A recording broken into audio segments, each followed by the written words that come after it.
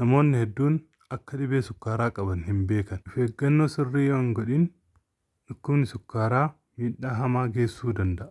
Namoota akkamiitu dhukkuba sukkaaraatiif saaxilamoodha? Ani Dr. Fariid jedhama. Viidiyoo kanaan waa'ee dhukkuba sukkaaraa qabadhee dhiyaadhe. Mallattoolee akaakuu dhukkuba sukkaaraa, sababoota, miidhaawwan, mala dursinee ittiin ittisnuu fi yaala dhukkuba sukkaaraa ilaalla. Yeroo nyaanni sooratamu daakamee sukkaara yookiin gulukoositti jijjiiramee humna namaa ta'a.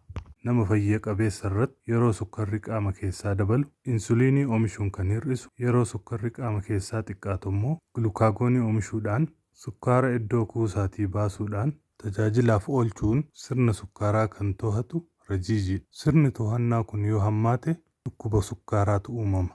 Insuliiniin gahaan oomishamuu dhabuu, takkaa qaamni insuliinii fayyadamuu dadhabuu, takkaa qaamni insuliinii fayyadamuu dadhabuu, tarii ammoo lachuu. Yeroo kana sukkaarri qaama keessaa ida'aa deema.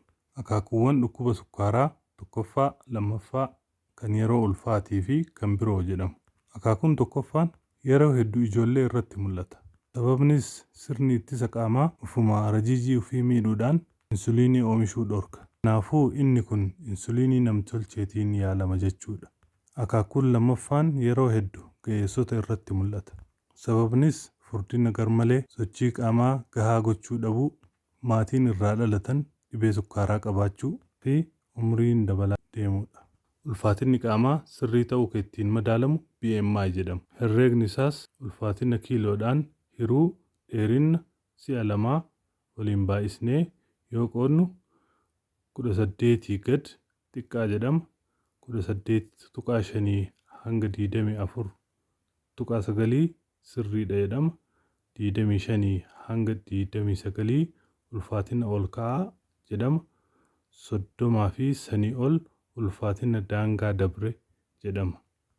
Namoonni BMI sirrii jechuunis 18.5 hanga 24.9 qaban carraan dhibee sukkaaraatiin qabamuu isaanii xiqqaadha. Namoonni BMI ulfaatina ol ka'aa jechuunis 25 hanga 29.9 qaban carraan dhibee sukkaaraatiin qabamuu isaanii dachaa 3 hanga 5 ol ka'aadha. Namoonni BMI 30 fi sanii ol qabaatanii ulfaatina daangaa dabre jedhaman carraan dhibee sukkaaraatiin qabamuu isaanii dachaa 7 hanga 10 ol ka'aadha.